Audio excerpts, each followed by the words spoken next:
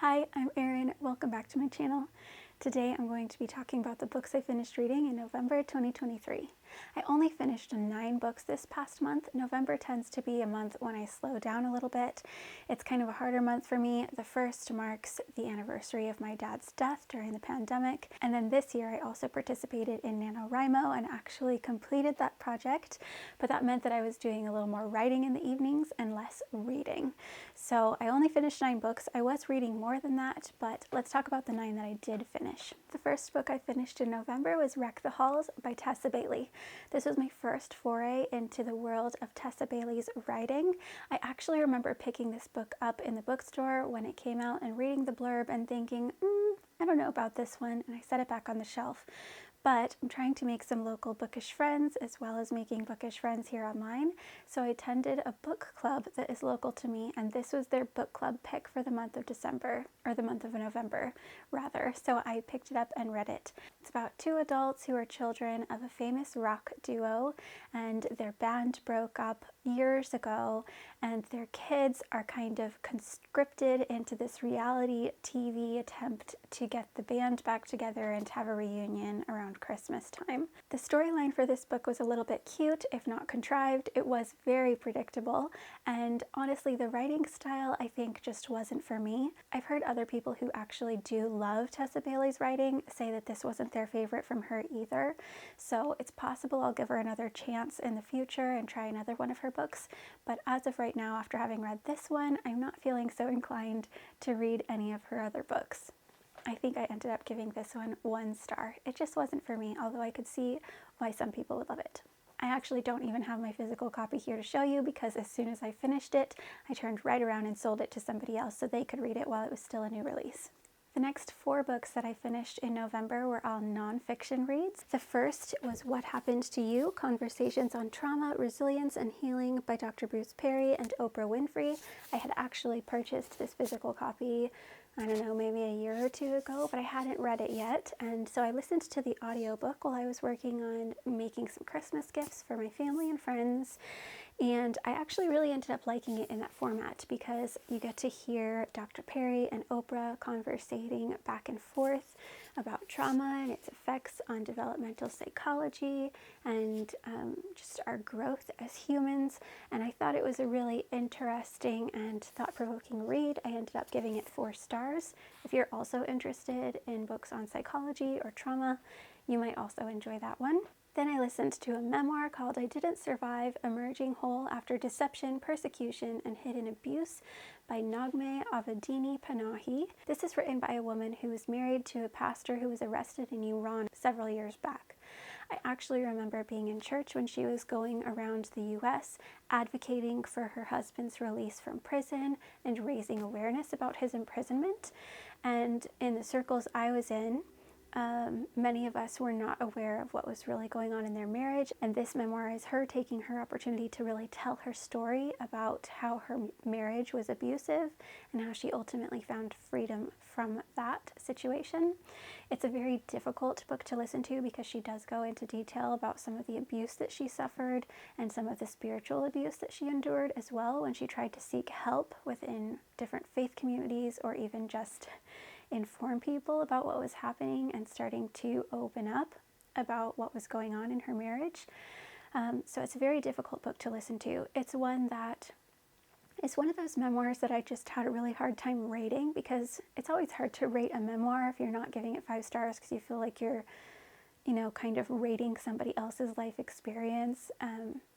So I ended up rating this one just purely based on listener experience, like my own listening experience, and I gave it 3 stars just because it's heavy and it's hard to listen to at times, but it was a good book, and I'm glad that she has been able to take some time to tell her story and share it with other people. The next book that I listened to was God is a Black Woman by Christina Cleveland. This is another book that I had a hard time rating. I actually didn't rate it on Goodreads, and I'm not quite sure where I would place my rating even today. I picked it up thinking that it would be an exploration of kind of detaching our idea of God from this very male domineering portrayal that we see in some older literature, and also kind of divorcing our concept of God from a very white, male-centric, colonialist concept of God. And that I was very interested in. I was also interested in the idea of exploring the concept of God detached from the male gender, because God is spirit. God is neither male nor female in my understanding, and is also portrayed in sacred texts and pictures allegedly himself as both father and mother figure, and masculine and feminine. So I thought that this would be a very interesting way to kind of explore those ideas, but the book ended up being a little bit different than what I expected it to be, which probably impacted my perception of it a little bit.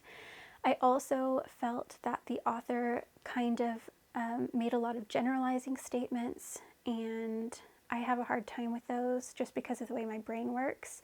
I rarely think they're accurate, and I felt like she would swing into one area to try to make a point, but it ended up kind of discrediting the point that she was trying to make a few times. I don't know.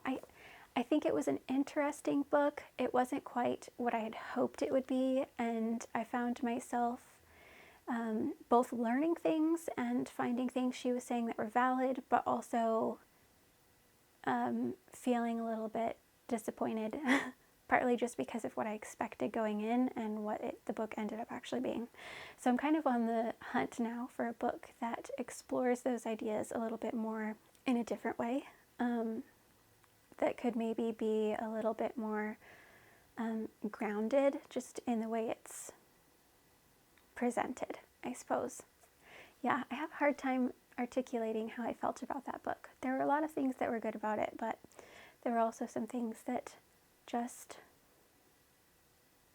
I felt, did a disservice to the topic. Then I read Sinners in the Hands of a Loving God, The Scandalous Truth of the Very Good News by Brian Zahnd. I listened to this book on Hoopla, which is, I've mentioned it a few times, but in case you don't know what Hoopla is, it's basically a digital library. And if you have a library card through your local library, it's possible that you can hook that up to Hoopla and get access also to Hoopla's digital library through your library.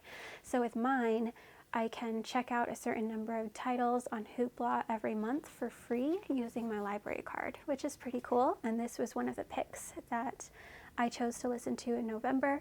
I ended up loving it so much. I gave it 5 stars, but I loved it so much I went out and bought a copy during the Black Friday book sale. And this I just ended up really loving. I've been in a deconstruction process for the past 10 years or so, really reaching the crux of it.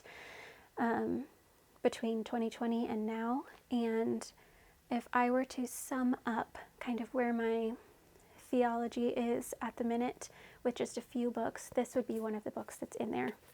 Something that I found really validating about this book and encouraging was that it tackles a lot of really difficult questions and doesn't settle for the surface level answers. In my deconstruction process, and from others I've heard this too, I've been asking a lot of really difficult, hard questions and not settling for the surface level answers. And I've read other books that promised to dive a little deeper, but ended up giving the same shallow, trite answers that just aren't satisfying to me anymore. And those books have kind of been a disappointment, but this one didn't do that. It actually dove into, okay, what other ways could we interpret these things? How else could we explore these ideas? And as I've largely been walking through this process on my own, sometimes with my husband as well, he's asked a lot of the questions and come to a lot of the same conclusions that I have, but I've never actually heard other people voice the same positions or ideas or conclusions that I've come to. And I use the word conclusions very loosely these days. I hold everything pretty loosely these days. But anyway, the author of this book came to some of those same conclusions and voiced them, and he's one of the first people I've heard speak on those topics in that way. So I found that really encouraging and validating, and I just think this would be a really helpful book for a lot of people who are either deconstructing, know people who are and are curious, or about the process, or people who are just interested in learning about different perspectives and interpretations and thoughts and ideas about Christianity and Christianity's history and the concept of God, etc. Anyway, I really loved this book. I've already recommended it to several people. My husband has already read it and he also liked it and found it thought-provoking. If anything, this book will make you think. So it's one I highly recommend.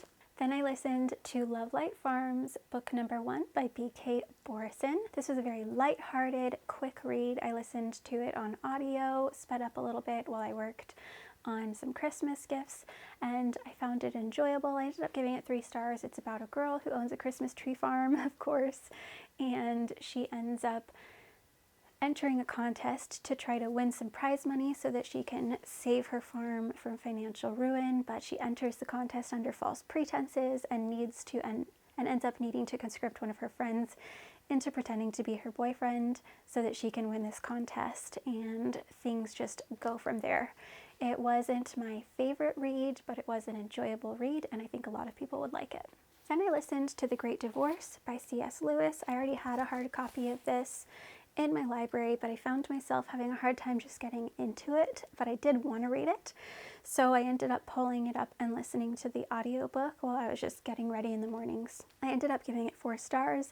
I thought it was interesting and thought-provoking, and I don't really know how to describe it. It's a really interesting fictional story that I think is really meant to just kind of make you think about how you perceive the afterlife and how your perception might differ from other people's, and how all of these people might end up in the same afterlife but perceive it in different ways. And I don't know, I thought it was really interesting. I might listen to it again at some point, but I ended up giving it 4 stars. Then I listened to The Alchemist by Paulo Coelho. I think that's how you say his name. This is about somebody who ends up traveling the world in search of treasure and meeting different people along the way and learning different things about himself and the world along the way. I ended up giving this 3 stars. It's really thought to be a classic. I know a lot of people really love this book. It wasn't my favorite, but I would potentially read it again, maybe in a few years, and see if I end up liking it any better.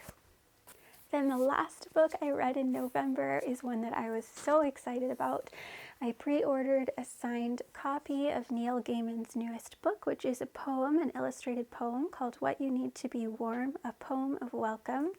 I ordered this back in the first half of October, and it finally arrived, and I read it, I think the same day that it came, maybe the next day.